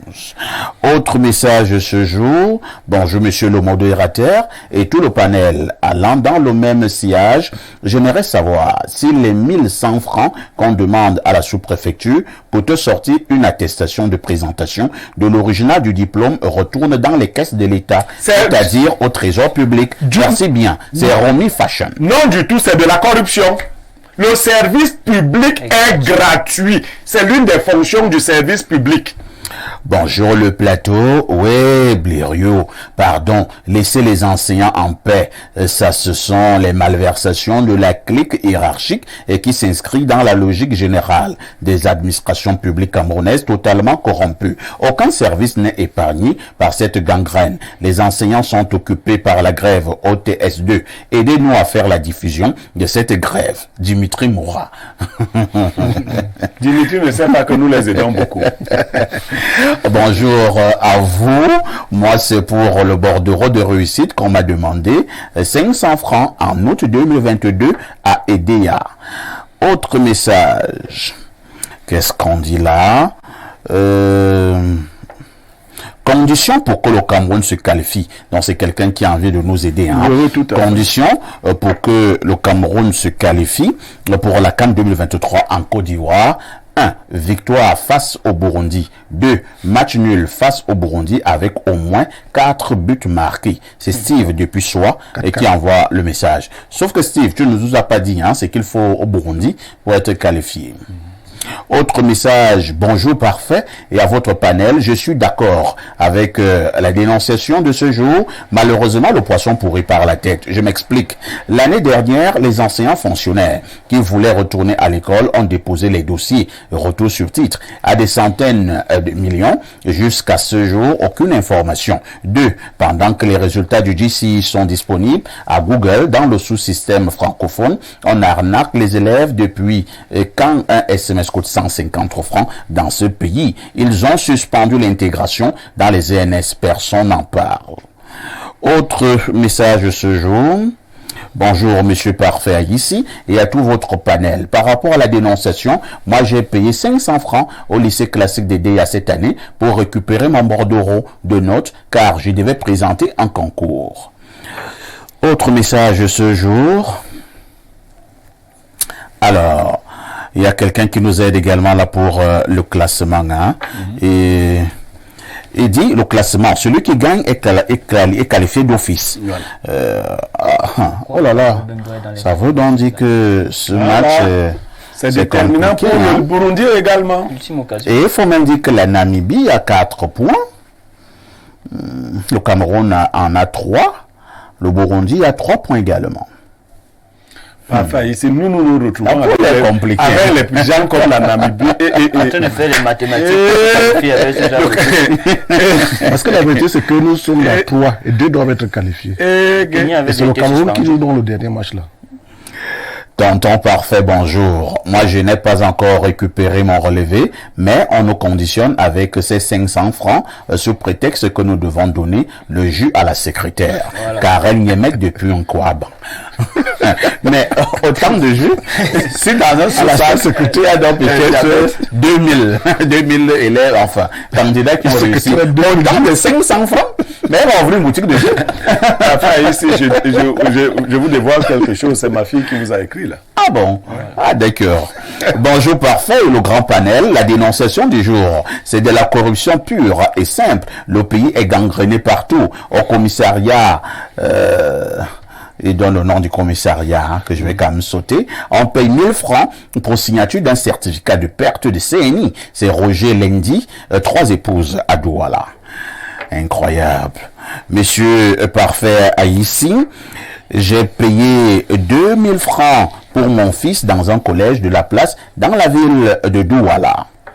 Je pense que le problème est sérieux. Hein? Les montants ne font que... La pratique de cette secrétaire est tout à fait réglementaire. Elle dérive du décret 96 du Premier ministre, repris et conforté par le décret 2002 du président de la République, suite à quoi un arrêté conjoint Mineduc-Minefi a fixé le taux de 500 francs pour le retrait des dits relevés de notes. C'est pour ça que dans le je ne sais pas si vous pouvez nous faire parvenir ces notes. Doit clarifier. Il dit qui a fixé? Je reprends ce qu'il dit. La pratique de cette secrétaire est tout à fait réglementaire. Elle dérive du décret 96 du Premier ministre, repris et conforté par le décret 2002 du président de la République. Suite à quoi, un arrêté conjoint Mineduc-Minefi a fixé le taux de 500 francs pour le retrait des dits relevés de notes. Si ce décret, cet arrêté ministériel existe, il est mauvais. Puisqu'il y a la gratuité du service. Si cet arrêté ministériel existe, il est mauvais, il faut le condamner. La gratuité du service public. Vous ne pouvez pas expliquer aux Camerounais que pour aller retirer un relevé de notes, 2 ministres se sont assis et ont demandé que les enfants aillent payer. 500. Mais si vous pensez que dès que vous avez dit arrêter, ça devient quelque chose de juste. Bonjour le plateau, l'affaire des relevés là, ça glisse. C'est une pratique bien connue. Quand tu dis à un censeur ou une secrétaire que le service public est gratuit, ils te disent que les avancements sont un droit. L'État a mis les enseignants dans une telle précarité. Prions pour ce pays. C'est Andy de Yaoundé qui envoie le message. Loïc, donc comme on veut aussi participer, il veut toujours nous aider par rapport aux Lions indomptables et la situation dans leur poule. Il nous dit la même chose, il nous envoie le tableau. Merci Loïc. Bonjour Perfecto, voici le classement. Le vainqueur est qualifié. Donc c'est ce que nous devons bien comprendre. C'est-à-dire que si le Cameroun gagne, il est qualifié. Si le Burundi gagne, il est qualifié. Mais moi j'ai encore compris plus. Parfait, le Burundi et le Cameroun peuvent se qualifier. En trichant et en se donnant 4 buts contre 4. Tous deux auront dans un goal à virage supérieur à celui de la Namibie. L'enjeu ici, c'est que nous sommes 3. Parce qu'un a désisté et on apprend que la Namibie a 4 points. Donc la Namibie n'a plus de match à jouer. Si on se centralise, donc nous serons tous à 4 points. Et c'est là où le goal à virage va jouer. Bonjour le panel, voici le classement actuel. Namibie 5 points, Cameroun 4 points, Burundi 4 points. En cas de victoire du Burundi, le 12, le Burundi est qualifié d'office. C'est Yvan de Douala. Merci Yvan. Autre message ce jour, qu'est-ce qu'on nous dit là? Bonjour El Perfecto et aux invités. Vraiment, le Cameroun, c'est le Cameroun. Quand les lois sont faites par ceux qui échappent aux lois, le débat est clos. Un bonjour spécial à mon papa Blériot. C'est Loric. Bon week-end les démineurs. Bon week-end Loric. Autre message. Bonjour, Big Perfecto. Les pauvres parents ne savent même plus où mettre la tête. Pour avoir le certificat de scolarité de l'enfant, on paye 1000 francs. Les chefs d'établissement exigent le paiement de l'APEE avant les frais exigibles. Dans un lycée ici à Yaoundé, le professeur de sport exige aux élèves de floquer leur nom et classe sur les tenues de sport comme dans les équipes professionnelles. Je ne dis pas au cousu à la main. Les maîtresses mangent le goûter des élèves. Curieusement, c'est dans les lycées que ce phénomène est visible. Et c'est beaucoup plus les femmes. Autre message ce jour. Alors, qu'est-ce qu'on nous dit là? Bonjour parfait. 6 juin, le communiqué du directeur de l'office du baccalauréat sur la gratuité du retrait des relevés de notes urgents. Voilà. Est-ce qu'il faut donc dire que le directeur de l'office du bac, lui, n'était pas au courant de ces arrêtés que quelqu'un nous a envoyé? Voilà. Non, parfait ici. Vous et moi, nous avons fait un peu d'école.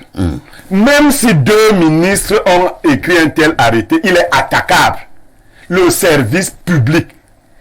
Vous payez les timbres, ce n'est pas un service. Mais quand les médecins vous disent que pour apposer sa signature sur un document, vous devez lui donner de l'argent, ce n'est plus le service public. Pour vous, parfois ici, qu'est-ce qu'on dépense en vous remettant un document qui est le vôtre? Il fait l'effort, ce mouvement-là. Mais c'est même ce mouvement-là qui fait qu'il a un salaire à la fin du mois. Le salaire est petit. Vous attaquez cet arrêté auprès du juge administratif. On l'annule. Il est mauvais s'il existe. Merci. Bonjour Info TV et à tous vos panélistes.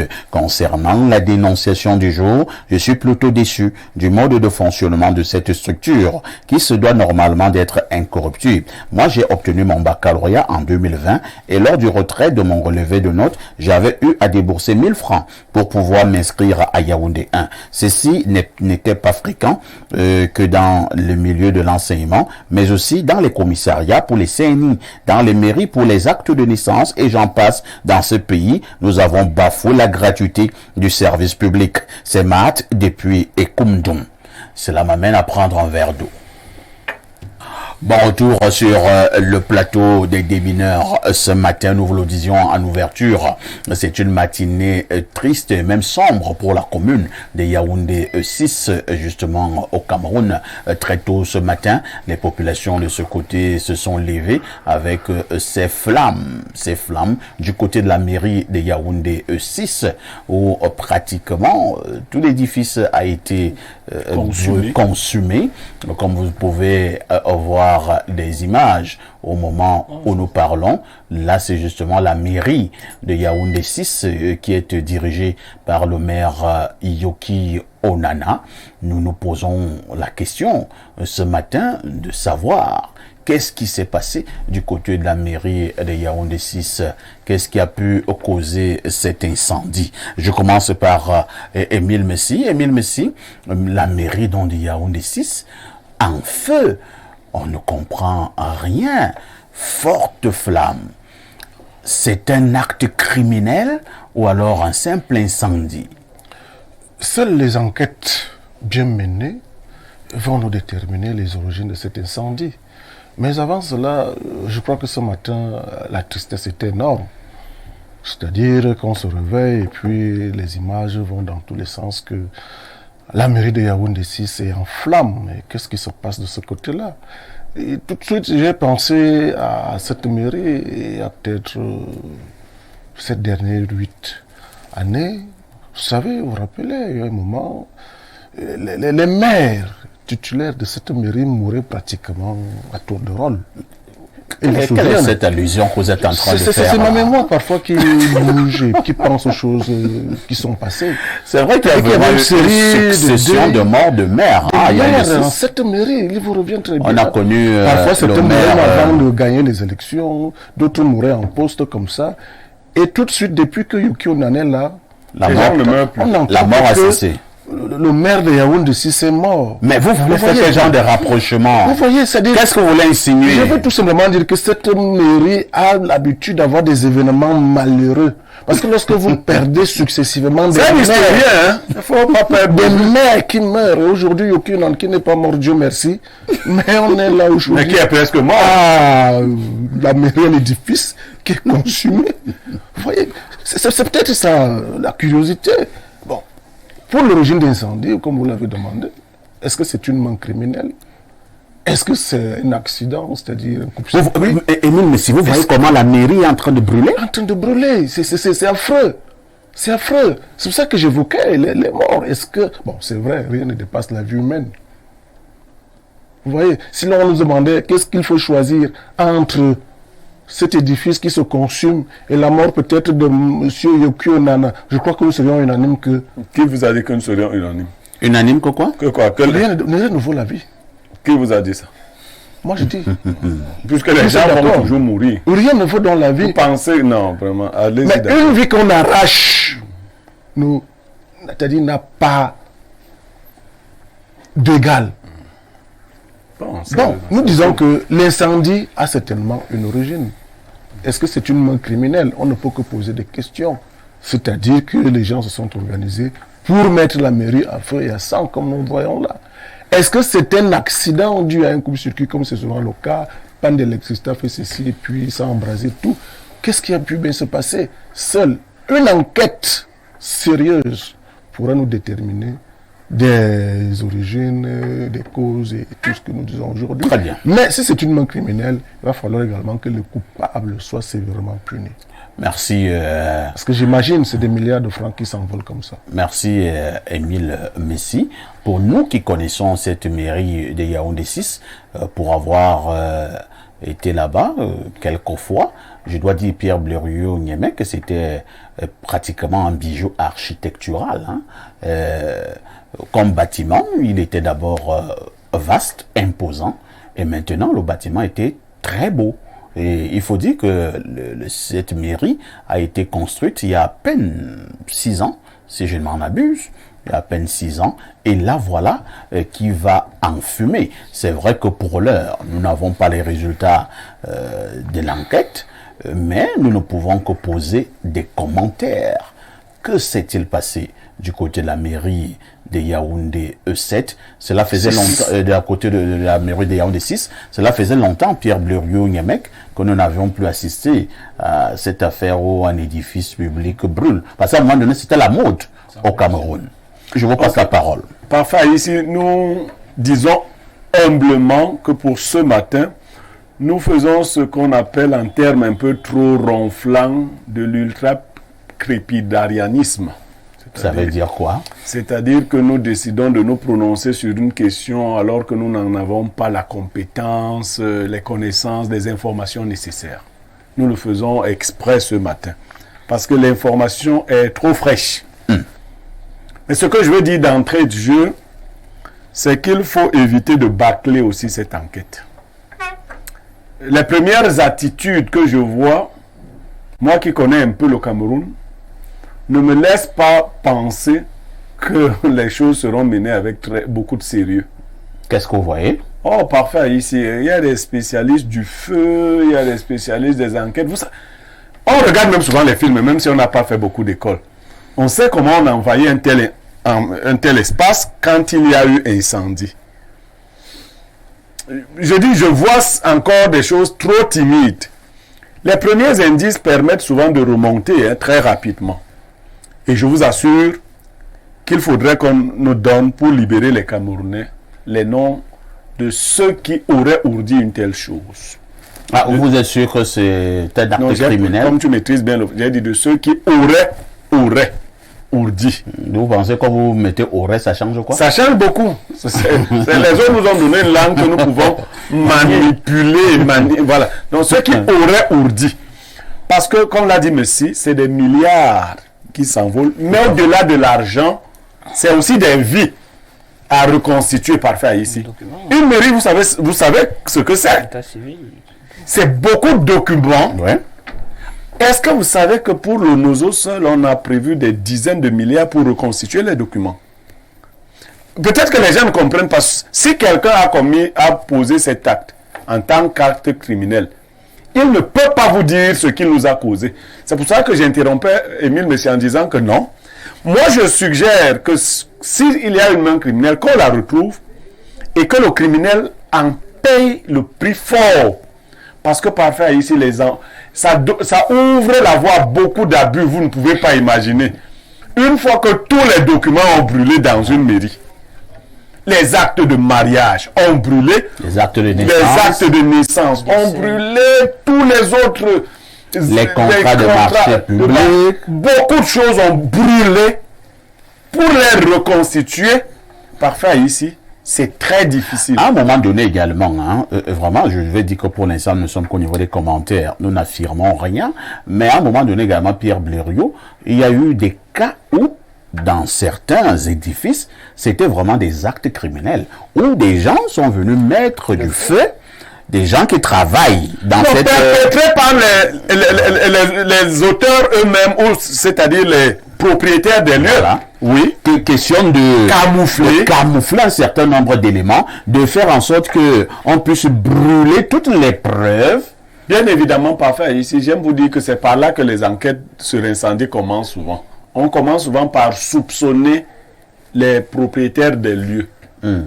Et le retard que nos sapeurs-pompiers ont pris très grand retard. Nous étions quand même à Yaoundé et la mairie de Yaoundé 6e est accessible. Non, très accessible. C'est pas comme mes quartiers, vous regardez là-bas. À côté de la route et c'est bien ouvert. Et bon, vous voyez que cette affaire a brûlé longtemps. Moi, les premières images que j'ai reçues, c'est une caméra cachée de quelqu'un qui, depuis son domicile, filmait et disait « C'est en train de brûler, hein ?» Bon, comme on filme tout aujourd'hui, on rit. Je ne sais pas si ce monsieur a pris le soin d'appeler quand même. Mais c'est en train de brûler, c'est ça qui brûle comme ça. Et ça a brûlé des heures durant.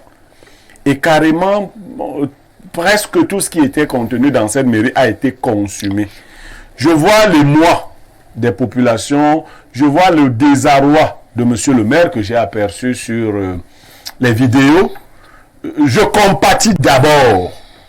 Mais je dis qu'il faut que une enquête sérieuse, vraiment une enquête sérieuse, parce que les Camerounais font en sorte que nous puissions douter de tout aujourd'hui.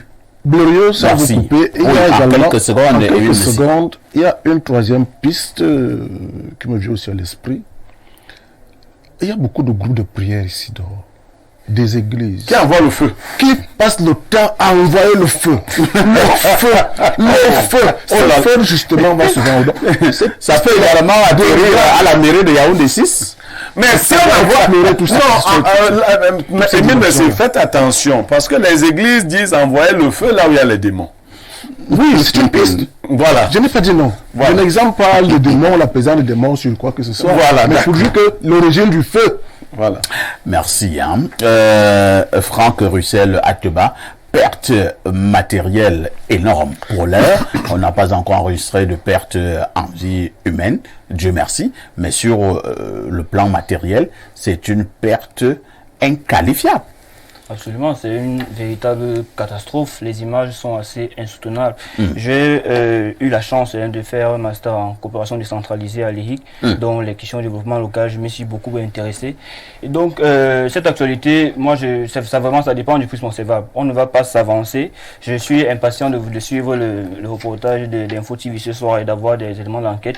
Mais la pratique nous donne de pouvoir constater que très souvent, ça fait partie des cas qui ont déjà été évoqués ici, que ce soit des mains criminelles, que pour certains peuvent décider de consommer des édifices pour dissimuler des preuves ou des documents, sauf que en position de citoyen, en position de population, c'est un véritable drame. Quand on connaît tout ce qu'il y a comme état civil dans une collectivité, il faut faire des actes de naissance, des actes de décès, des actes de mariage, c'est assez catastrophique. Et c'est l'une des plus grandes mairies de Yaoundé. Et c'est l'une des plus grandes mairies de Yaoundé. Mais également, moi, je veux porter, je vais peut-être être avant-gardiste, un doigt accusateur aussi sur la construction, sur les constructions, les marchés, comment est-ce que les mairies se construisent. Est-ce que dans les processus de construction, il y a assez de mécanismes de prévention des incendies. Est-ce que dans la mairie, il y avait le minimum pour pouvoir arrêter les flammes? Je parle des extincteurs, je pense à tout ce qui est... En fait, est-ce que la mairie a été gardée? Est-ce que la mairie a été gardée? Comment s'est donné la lettre? Est-ce que ce sont les flammes qui ont alerté les populations? La mairie, justement, avec la décentralisation, a la possibilité de mettre sur pied ce qu'on appelle ici des sociétés publiques locales. C'est-à-dire que gérer même les problématiques d'incendie ou de flammes au niveau local. Forcément, les sapeurs-pompiers sont arrivés tardivement, peut-être parce qu'éloignés. Dans notre entourage, quelles sont les dispositions qu'on prend pour pouvoir éteindre un feu? Les sapeurs sont à Messa. Ce n'est pas très loin de Biémassi. Hein? Oui. Les sapeurs sont également à Mimboman. Les sapeurs disent souvent que le matériel... Et à cette heure-là, ça circule. Vous et moi. Très tôt le matin, vers 6 heures. Sauf qu'ils sont arrivés en retard. C'est encore un autre problème qu'il faut souligner, la promptitude Est-ce qu'on a vite appelé les sapeurs? Tout est question. Parce que les sapeurs ne sont pas des marabouts. Pour savoir qu'au moment où nous parlons, la maison de Parfa ici a pris feu. Exactement. Bon, maintenant la maison même de Parfa ici est négligeable. On parlait d'une mairie. Est-ce qu'on appelait les sapeurs à temps? Exactement. Est-ce qu'on avait intérêt à ce que les sapeurs viennent en retard? C'est vrai qu'il faut éviter ce genre de questions. Hein. Pourquoi? Vous êtes un journaliste. Non, ce questionnement est journalistique. C'est des bonnes questions. C'est des bonnes questions. Je préfère lire les messages. D'accord. Bonjour, le Mfarounsolo de modérateur. Ça veut dire quoi? La corruption au Cameroun va de mal en pis. Il faudrait qu'on balaye tout le gouvernement camerounais. L'État est le premier à encourager cela dans tous les domaines. Pour la qualification, le Cameroun ne devrait pas calculer que les Lions remportent ce match, et aussi pourquoi ne pas remettre les primes aux personnes en situation défavorable. Comme en France, ne copions pas ce qui est mauvais. Chacun son problème. Hein. Autre message ce jour. Bonjour parfait, certificat de nationalité ou attestation de réussite ou bordereau de réussite ou avancement ou rappel ou tout y passe. Certificat médical, j'allais oublier, parfait. Aïe, ça fait mal, très mal. Je ne sais pas ce que vous voulez dire. Hein. Il est sur la dénonciation. Autre message ce jour. Bonjour perfecto. Le match du 12 est capital pour les deux équipes. Celui qui gagne est qualifié pour la prochaine CAN. C'est Claude de Koumdoum qui nous envoie le message. Je m'en vais au 229. Bénin. C'est le Bénin. Bonjour, parfait. C'est déplorable ce genre de comportement. La corruption ne va donc pas finir au pays, et en autre temps, cela n'existait pas. Pour le match, le Cameroun a plus de chances que le Burundi en cas de match nul, car malgré qu'ils ont plus de buts marqués que nous les avons gagnés en confrontation directe. C'est Mbambok B qui envoie le message. Autre préoccupation ce jour. Un match nul face au Burundi peut éliminer le Cameroun. Un match nul face au Burundi le 12 septembre prochain peut empêcher le Cameroun d'aller en Côte d'Ivoire. En effet, s'il y a jeu égal, le Cameroun, le Burundi et la Namibie compteront chacun 5 points. Or, le Cameroun a battu le Burundi a battu la Namibie, et la Namibie a battu le Cameroun. Et il y aura donc trop de calculs à faire dans ces conditions. Pour éviter ces problèmes, Rigobert sont à intérêt à aligner des joueurs qui ont souvent conduit l'équipe nationale du Cameroun vers la victoire. Nous faisons allusion à Ngamale, Toko et Aboubakar, Umgwet, Nourou et Tessera, les jeunes footballeurs camerounais. C'est Alain Blaise, hein, ma belle, qui envoie le message. Bonjour les démineurs, je suis là au plus 33, c'est la France. Bonjour les démineurs, je suis devenu accro depuis que je vous ai découvert. Je vous suis depuis la diaspora et suis actuellement au pays. Bravo à vous et continuez. C'est Thierry Marga de Paris. Merci Thierry. Bonjour parfait et à tout le panel, c'est même monsieur Minkoulou là qui fait problème. Savez-vous que depuis qu'il est à la tête de l'OBC, rien ne semble marcher? Ah bon? Vous voulez seulement finir vous voulez lyncher monsieur Minkoulou? Depuis, les enseignants déplacés pour les corrections de l'OBC n'ont jamais été payés depuis 2 ans. Même cette année, rien n'a été fait jusqu'ici. Cette affaire de le relever est déjà connue comme une règle, comme pour dire c'est devenu la norme et au regard passif des autorités. Ces autorités qui savent faire valoir leur robe rien que lorsque les enseignants veulent revendiquer pour écrire contre eux. OTS va seulement s'accentuer jusqu'à satisfaction. C'est Florentin depuis Oyomaban. Autre message ce matin. Bonjour parfait. En vous suivant ce matin, j'ai reçu cette vidéo de l'incendie de la mairie de Yaoundé 6 que je vous fais suivre pour recoupement. Bon week-end, c'est Alino depuis Mimboman qui envoie le message. On va prendre peut-être 2 ou 3 dernières. Bon, je n'ai plus de messages encore réactualisés avec ces nets, ces réseaux qui dérangent terriblement depuis le matin. Alors, j'aurais voulu avoir des messages de l'incendie. Pour l'instant, je ne les ai pas encore parce que là, le réseau est bloqué. Et je reviens sur le plateau avec Émile Messi. Émile Messi, faisons une lecture globale sur ces incendies au niveau des édifices au Cameroun. À un moment donné, on entendait c'est tel ministère qui a pris feu, c'est l'Assemblée nationale qui a pris feu, c'est le Trésor qui a pris feu, c'est ceci qui a pris feu. Est-ce que le gouvernement a quand même essayé de voir comment prévenir ces incendies et mettre même, je ne sais pas, soit des enquêtes pour que si dans un département ministériel, il y a des hiboux qui veulent mettre feu, qu'on puisse mettre la main sur eux? C'est peut-être là tout le problème. C'est-à-dire que si la plupart de ces incendies cités ont pour origine une main criminelle, ça devient compliqué.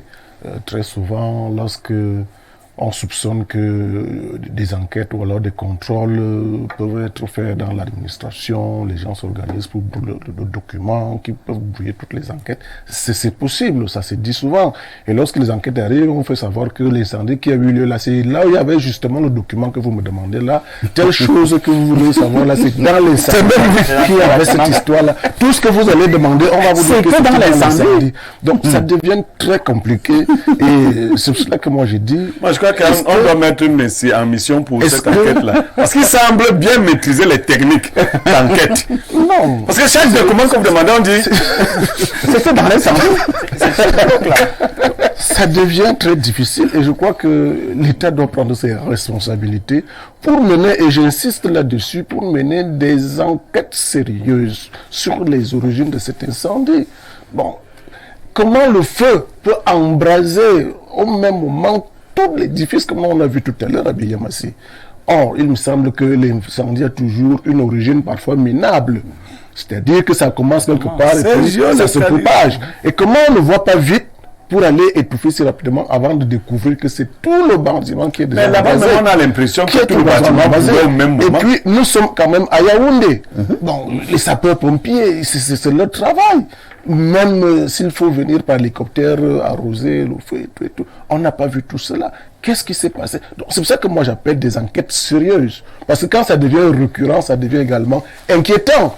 Bon, si c'est que, comme disait le président de l'association tout à l'heure, si c'est parfois des manquements dus aux ingénieurs en bâtiment qui ne prennent pas des précautions pour éviter le feu, il faut bien que des recommandations soient faites sur la qualité des constructions qui doivent être faites, surtout des édifices publics, pour qu'on n'assiste plus à ce genre de choses. C'est pour ça que moi j'ai dit des enquêtes sérieuses, sans complaisance, peuvent nous déterminer. C'est un marché public, Messi. C'est pour ça que je dis que les ingénieurs, non, il n'y a pas que de recommandations. Si c'est lié à des malfaçons, vous êtes tenu d'assumer les conséquences. C'est pour ça donc que si c'est la main criminelle qui est derrière tout cela, que les principaux responsables de ces structures, de ces édifices-là, soient sévèrement punis, pour que les autres comprennent que la solution n'est pas dans l'incendie. Et que si on vous a confié des choses, des responsabilités, que vous devez être en mesure d'assumer et de répondre à vos responsabilités, que non de mettre le feu aux documents, parfois même qu'on retire et on garde quelque part, mais quand les choses arrivent, il n'y a même plus rien là, même l'argent là. Parfois c'est l'argent liquide. Très bien. Qu'on va vous dire que il y avait telle somme à la caisse, et puis tout. On a vu tout ça à l'Assemblée nationale, où on va vous dire qu'il y avait 2 milliards à la caisse, l'argent et ça a brûlé. Ça a brûlé. Donc c'est tout ça. Entre-temps, on avait d'abord enlevé l'argent. Pourtant, il n'y avait plus rien. Si c'est même pas criminel. Donc, on prend des précautions pour enlever tout. Et puis, on fait du bluff pour la société. Et on met le feu pour la population. On se moque de nous et nous aussi. C'est regrettable. C'est pour ça que je dis il faut des enquêtes correctes et... Très bien. De telle sorte que les résultats d'enquête puissent servir d'exemple pour que ça ne se répète. Il y a un téléspectateur qui n'est pas très loin de cette analyse que certains posaient déjà sur ce plateau. Qu'est-ce qu'il dit? Bonjour parfait. Concernant l'incendie, je vois le feu dans les extrémités. Bien que le bâtiment soit grand, le feu devait être dans un coin en évoluant au fur et à mesure. Comme pour dire qu'il y a eu une main criminelle. Simon Pierre de Douala, Cité SIC. Vraiment, nous ne sommes pas des enquêteurs, hein, mais quand nous voyons, nous avons les images à notre portée, y compris les premières images. Vous voyez, le feu est pratiquement, il y a quadrillé tout le grand bâtiment, à la fois. Ça m'a fait allumer, non? À la fois. C'est comme si quelqu'un a mis le feu ici, il est parti, il a mis le feu là-bas, il a mis le feu de l'autre côté, et ainsi de suite. Comme on fait souvent le feu de bois. Regardez comment le bâtiment entre partout, au même instant. En général, ici, le feu a cette fonction de se propager. Et donc, on voit la progression. Lentement, bien sûr. Mais là, comme vous le disiez, dès les premières images, on a l'impression que tout le bâtiment est en feu. Après, il faut au même moment. Bonjour perfect, ce qu'on voit à Yaoundé 6 n'est pas un feu, c'est un brasier, c'est une fournaise. Un bâtiment aussi imposant brûle au même moment. C'est curieux, non? C'est bienvenu des Kounou. Vous voyez que tout le monde fait à la remarque là. La fait ici. Autre message ce matin. Alors, je pense que le réseau est revenu momentanément dans mon téléphone. Et il y a justement les messages du feu. Bonjour, perfecto. Il y a tout le panel. Minkoulou valide de l'eau qui a coulé à l'office 2023. Le montant de 500 francs est l'arbre qui cache la forêt à l'OBC. Minkoulou ne contrôle rien avec sa bosse Nalova. C'est prof Ambel Amarois qui envoie le message. Je pense qu'on va quand même essayer de poser toute une émission sur l'office du baccalauréat. Trop de plaintes quand même depuis un certain temps. C'est important. Je pense qu'on fera justement un arrêt majeur sur ce qui se passe du côté de l'office du baccalauréat. Ça s'impose vraiment parfois. Très très bientôt. Bonjour, un colonel des pompiers avait déclaré que si les pompiers sont immédiatement là, dès le départ du feu, il est probable que c'est qu'eux-mêmes qui ont allumé ce feu. C'est Ondigi Yaoundé qui envoie le message. Autre message ce jour. Bonjour monsieur Aïssi et tout votre panel. Par rapport à cet incendie, j'aurais suggéré à chaque mairie, voire à chaque ministère, que sais-je encore, d'avoir au sein de la structure un exercice incendie une fois par semaine. C'est junior depuis Jouvence. Autre préoccupation. Bonjour à vous sur le plateau. Cet incendie vient mettre sur la sellette le problème de la numérisation des archives dans nos administrations publiques. De plus, s'il s'agit d'un acte criminel, j'espère que les caméras de surveillance, s'il y en a, sauront nous aider à voir plus clair. C'est Patrick Fouchap depuis Yaoundé et qui envoie la préoccupation. Bonjour le panel. Bientôt vous allez entendre des camerounaiseries du genre nous allons ouvrir une enquête sur cet incendie. Débattons comme vous le faites sur le plateau car rien ne se produira de ce pseudo-enquête. Ghislain Yobo de Douala qui envoie le message. Autre préoccupation. Bonjour Perfecto et ton panel. Concernant l'incendie, on peut dire qu'il est regrettable qu'un édifice pareil puisse brûler devant les pompiers. Cela prouve l'incompétence de ces soldats du feu. Mais il faut également dire que nous perdons les données parce que les dirigeants sont contre la digitalisation. C'est Béranger à Obili qui envoie justement le message. Pierre Blériot, j'insiste que nous ne sommes pas des enquêteurs, mais ce que nous faisons ce matin, c'est simplement un problème de logique, et c'est vous qui êtes enseignant de logique. Dans un grand édifice comme celui de Yaoundé 6, dans une grande mairie comme celle de Yaoundé 6, est-ce qu'il n'y avait pas des gardiens?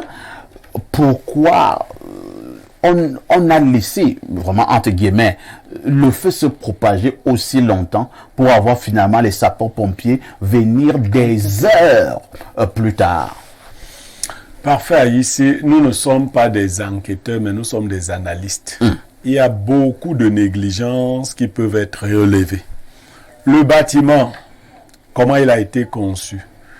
La sécurité incendie, quelqu'un disait, a envoyé une information là-dessus. Est-ce que le bâtiment est sous caméra de surveillance? Quelles sont les personnes qui veillent à sa surveillance? Vous parlez d'un bâtiment comme celui-là, il est très imposant. Est-ce qu'on ferme tous les bureaux? Tout le monde rentre, on ferme Yaoundé. Il y a beaucoup d'informations. Et vous avez continué, quelqu'un pose encore une préoccupation là. Salut, cet immeuble devait avoir un dispositif détection et d'extinction des incendies et des caméras. Bien sûr, c'est primaire. C'est primaire, parfait ici. Bon, on va dire que nous passons pour être des donneurs de leçons. Nous devons donner des leçons. Nous allons... Voilà un bâtiment qui s'en va. Qui est responsable? Bon, même si les gens pleurent, est-ce que les pleurs suffisent? Je vois les gens en larmes, d'autres en lunettes. Bon, ça ne suffit pas. Il faut rentrer à l'origine de cette affaire. Et quelqu'un vous a souligné le problème de la numérisation ou de la digitalisation de nos documents. Parfait, nous en sommes encore à ce niveau-là. Les actes administratifs sont exclusivement physiques. Mais c'est dangereux. Est-ce que vous savez que quelqu'un peut nous faire disparaître au Cameroun un jour avec notre façon de fonctionner là? C'est-à-dire qu'on peut faire un jour que nous n'existions plus. Ici, n'a plus de nom, Niamey n'a plus de nom, on n'a plus de référence. Non, c'est pas sérieux. Cette enquête doit être plus sérieuse. Et c'est pour cela que je vous disais lors de ma première prise de parole que je n'ai pas vu tout le dispositif que je vois souvent d'experts qui arrivent et qui commencent à travailler. Ça, c'est avant qu'on instruise une enquête particulière. Pourquoi? Parce que certaines preuves peuvent être effacées, peuvent être cachées avant que les enquêtes ne commencent. Je ne mets pas en doute la qualité de nos enquêteurs. Bon, c'est vrai que les Camerounais se plaignent. Moi, je ne me plains pas qu'on ne voit pas souvent les résultats de beaucoup d'enquêtes. Moi, je crois qu'il y a souvent les résultats, mais c'est parce qu'on a des problèmes de vue. Merci Blériot. Bonjour, parfait. Cet incendie s'est déroulé au lendemain de la célébration des 10 ans de l'ancien maire Adjé Samelingi, décédé Nicolas Andafeu de Douala. Je ne sais pas le rapprochement qu'on voulait faire. Effectivement, Adjé Samelingi était mort en fonction. Par la suite, on avait connu celui qui avait remplacé Adjé Samelingi. Comment il s'appelait encore là? Il est mort aussi. Il est aussi mort. Il était d'ailleurs enseignant d'université. J'oublie un peu son nom. C'est après que Yoki... Non, il y a d'abord eu Madame Efa, qui assurait l'intérim. Mais maintenant, Yoki Onana est également venu. Autre message ce jour. Bonjour à vous et bon travail bon travail. Il est regrettable de perdre ce bâtiment, mais le réel constat, c'est la non-digitalisation des données. Donc, en plus du bâtiment, on perd aussi les données de la mairie. Où sera le Cameroun en 2035 sans digital? C'est Freddy à l'Omnisport qui envoie le message. Autre préoccupation ce jour. Bonjour parfait et à votre panel. Par rapport à cet incendie, on peut encore constater que la mafia camerounaise vient encore de frapper. Où il gagne quoi dedans? Misérable. Le foror. Moi, je n'en sais rien, le foror. Autre message ce matin. Alors, qu'est-ce qu'on dit là? Bonjour, l'Unkuta de modérateur. J'aimerais savoir comment ferons-nous pour nos souches d'actes et vont reconstituer cela comment? Pardon, Blériot, viens nous expliquer ça. Cette histoire est très compliquée. Lavoisier de Bolova. À un moment donné, Blériot lui aussi peut être dépassé. Je suis dépassé. Non, en fait, il y a toute une commission qu'on met sur pied, mais elle est onéreuse. Elle est elle fouille, elle travaille même en collaboration avec les tribunaux et autres parce que pour certains cas, on est carrément obligé de vous faire de nouveaux actes de naissance qui sont... C'est une opération très laborieuse. Très compliqué. Et elle est onéreuse, l'opération, il faut le dire. Il faut que l'État la subventionne. Ils iront partout dans le monde retrouver des photocopies dessous des actes de naissance faits par cette mairie pour essayer de reconstituer quelque chose. C'est dommage. On va prendre cet autre message avant de repasser la parole à Franck Russell Ateba. Salut tous ceux qui ont travaillé, à savoir l'architecte, la société qui a installé l'électricité. Enfin, la propagation très rapide du feu laisse à réfléchir. Merci.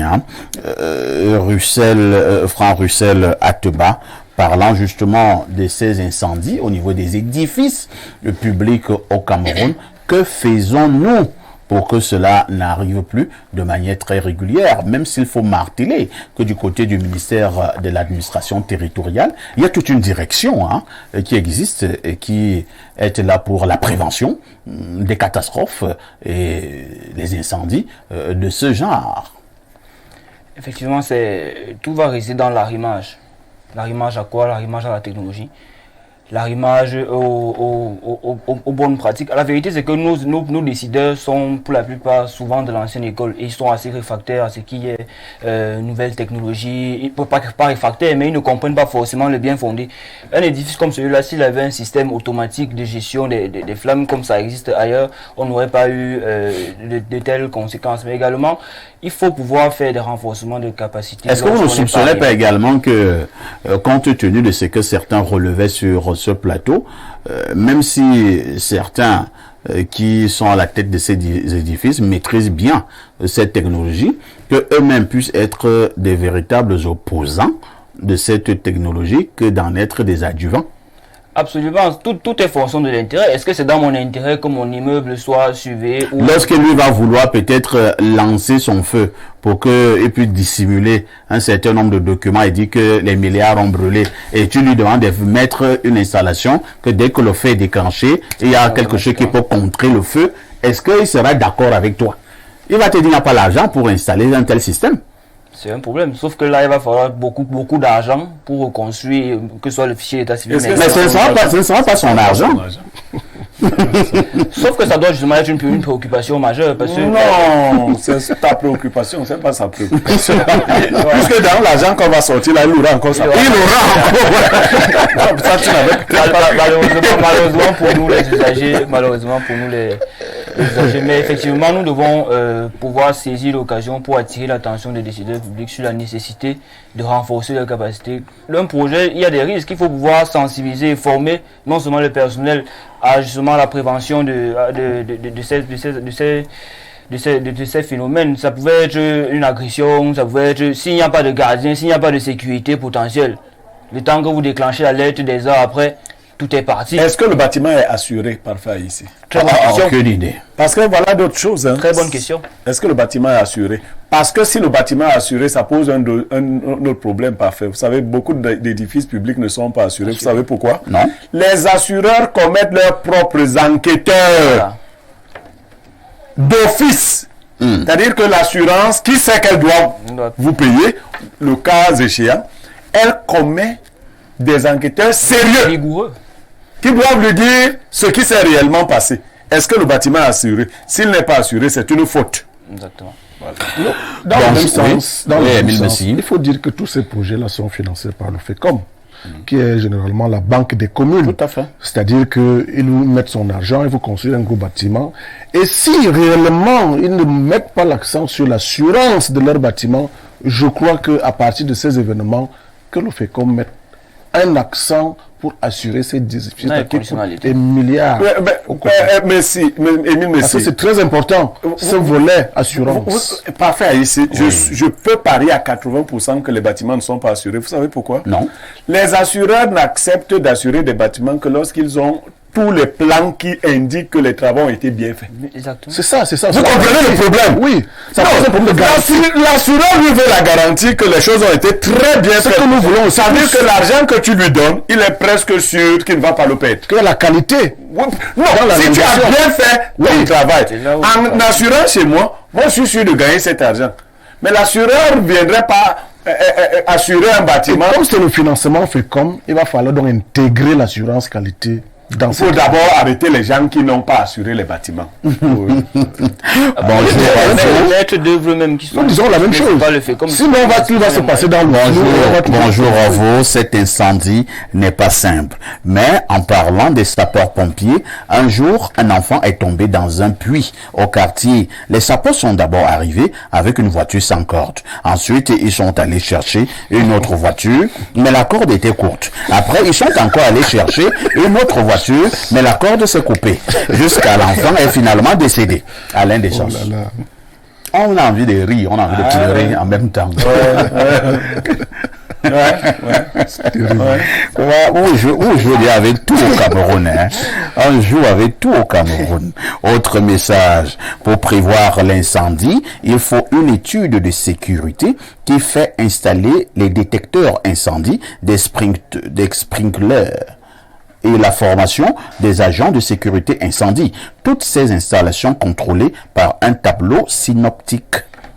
Simplement. Dans ce pays. Non, il y a des bâtiments qui ont... Non, la CSPH, par exemple, a cette installation. Pour les bâtiments Combien sont-ils alors? Comment la CSPH? Question de volonté. Bon, les autres, je parle de ce que j'ai Il y a pu plein de voir. prestataires qui proposent, mais ils n'acceptent pas. Bonjour perfecto et à mes cordialités aux démineurs. Pour minimiser de tels dégâts, il y a désormais des extincteurs automatiques qui se déclenchent aussitôt qu'ils détectent le feu. Et depuis qu'on les propose dans notre continent, personne ne semble s'y intéresser. Lisons deux, trois derniers. Bonjour parfait ici. Un salut particulier à Blériot, mon frère d'Aubec. La mentalité aubécoise est une arme efficace, soutien total. Parfait ici. Ou un autre juriste Basson. Basson est un peu empêché ces derniers temps, mais il nous retrouvera. Autre message ce matin. Alors, qu'est-ce qu'on nous dit là? Bonjour le panel. Notre pays est exposé non seulement à ces entopiques et ceux naturels, éboulements, glissements de terrain. Pour venir à bout, il importe de recruter un personnel formel dans la gestion de ce type de risques, et puisque notre pays forme déjà dans ce sens, notamment à l'université des Boulevards. Il est regrettable de savoir que de jeunes Camerounais ont des compétences en la matière, mais ne sont pas recrutés. 2. Préparer le personnel à des exercices. Et pourquoi les citoyens, et pourquoi pas les citoyens volontaires. 3. Se doter d'un matériel adéquat. Bonne émission, que le Seigneur vous bénisse. Herman de Boulevards, on dira tout simplement Amen. Alors, quelqu'un en Côte d'Ivoire, lui ne parle pas de nos incendies, il parle du match. Et comment pouvait-il d'ailleurs en être autrement? Le 225 lance la Côte d'Ivoire, qu'est-ce qu'il dit? Bonjour parfait, s'il vous plaît, si Pierre Niemek et toi venez en Côte d'Ivoire, dans le cadre de la CAN, faites-moi signe. Je veux vous rencontrer pour faire de plus amples connaissances avec vous. C'est Yves Koné et qui envoie le message. C'est juste une invitation. C'est une invitation. Invitez-nous. Voilà. Invitez-nous. Amenez-nous aussi des Ivoiriennes. Alors, un autre message rapidement. Hein. J'ai donné de Douala dit quoi? Bonjour perfecto. Je me demande pourquoi les maires ne forment pas les agents en sécurité incendie et installer les détections automatiques d'incendie dans ce genre de bâtiment. Et où, au lieu de recruter les drogués qui sont là à courir derrière les motos. Incroyable. Chacun aura une dernière prise de parole, 30 secondes. Je commence par Émile Messi. Émile Messi, nous parlons, on sourit un peu, on rigole même, mais quand moi je regarde les photos, très tôt ce matin, moi j'étais également en larmes. Je l'ai dit tout à l'heure, c'était un très beau bâtiment. Et il était vaste. Aller comme cela en feu, en quelques heures, perdre autant de milliards, vous pensez que ça devrait finir comme ça et la vie continue? Pas du tout. Pas du tout parfait ici. J'ai l'habitude de regarder des documentaires sur les air crash, les accidents d'avion. vous verrez que dans ce documentaire-là, ce qui est très intéressant, c'est que chaque accident d'avion, on ouvre une enquête minutieuse pour déterminer les causes exactes, qu'elles soient humaines, techniques ou des défaillances naturelles. À la fin, il y a ce qu'on appelle des recommandations pour que cela n'arrive plus jamais. C'est pour cela que j'insisterai toujours sur des enquêtes, des bonnes enquêtes, face à une telle situation. Des situations qui deviennent d'ailleurs récurrentes. Qu'on sache exactement ce qui a causé l'incendie et qu'on prenne des mesures nécessaires pour que cela ne se reproduise jamais. Voilà, parce que c'est ce que nous vivons là, c'est une perte énorme. C'est vrai, il y aura toujours des incendies, mais comment faire pour en réduire considérablement, pour que des pertes aussi, si c'est des défaillances techniques, qu'on prenne des mesures pour que cela n'arrive pas. On a parlé de beaucoup de choses ici, et il faut que ceux qui nous regardent sachent que nous posons des hypothèses, nous posons des réflexions. Donc, on n'est pas là pour dire que c'est ce qui s'est passé, mais c'est un ensemble d'hypothèses qu'il va falloir prendre en considération pour que, si ces hypothèses sont plausibles, qu'on prenne aussi des dispositions. Aujourd'hui, c'est Yaoundé 6. Demain, c'est qui? Pas ailleurs. Franck Russell Ateba, un peu plus de 60 ans après les indépendances, est-ce que cela ne constituerait pas déjà une honte que le Cameroun puisse encore perdre un aussi grand bâtiment en quelques minutes sans que rien n'ait véritablement été fait? Absolument, justement, dans notre dynamique annoncée de marche pour l'émergence à l'horizon 2035, ça semble être contradictoire avec ce que nous voulons. Il est question aujourd'hui d'aller vers un monde beaucoup plus, un monde émergent, un monde qui est arrimé aux nouvelles technologies, un monde où chacun doit pouvoir être proactif. Donc, justement, la question est fondamentale. Si c'est arrivé à UNICIS, à qui le tour? Il est question aujourd'hui, au regard de ce qui se passe, que ça serve de leçon à tous les décideurs de prendre des mesures nécessaires, même si ça doit leur être imposé, des mesures nécessaires pour pouvoir prévenir et prémunir nos occupants qui se trouvent chez eux. Nous pouvons faire des recommandations comme on le fait ici, mais c'est la dernière décision est à eux. Nous faisons les recommandations. Il faudrait qu'ils soient formés, qu'ils s'arriment, qu'ils acceptent de collaborer. On a des jeunes qui sont formés dans tous ces domaines, que ce soit la sécurité incendie, les technologies d'information et de la communication, au service du développement durable, même dans la protection. Et quand ces jeunes s'amènent auprès de certains de ces bâtiments pour demander de l'emploi et mettre leur expertise au service d'un tel bâtiment, on leur dit vraiment, nous n'en avons pas besoin. On n'a pas les moyens. On veut les comptables, on veut les ceci, on veut les cela.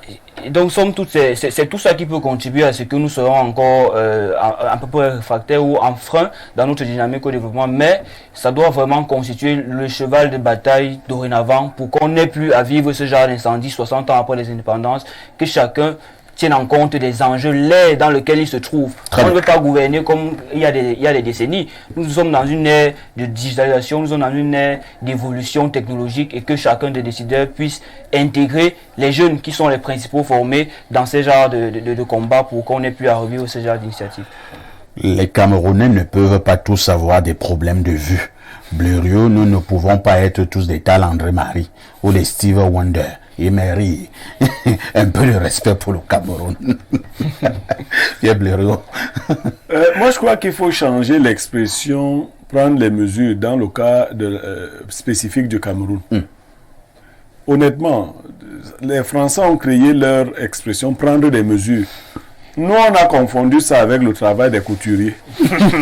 C'est-à-dire que nous prenons des mesures et nous ne cousons pas des habits. Ah, tu as bien conjugué le verbe coudre, hein? Parce que le verbe coudre avait fait perdre les dents à une dame dans un foyer. Le verbe coudre, il est très compliqué, hein? C'est-à-dire que et nous ne cousons pas. Voilà. Vous savez ce que la dame avait dit? Non. Et nous ne couillons pas.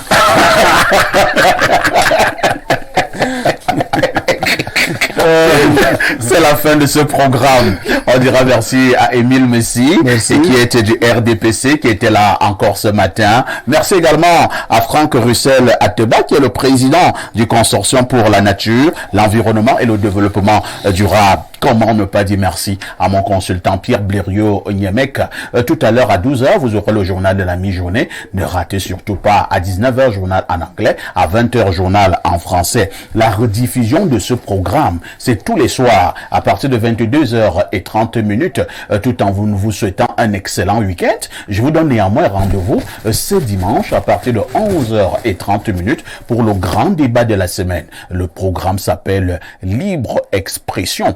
Excellent week-end à tous et à toutes. Mais avec tout ceci, que faites-vous encore ailleurs?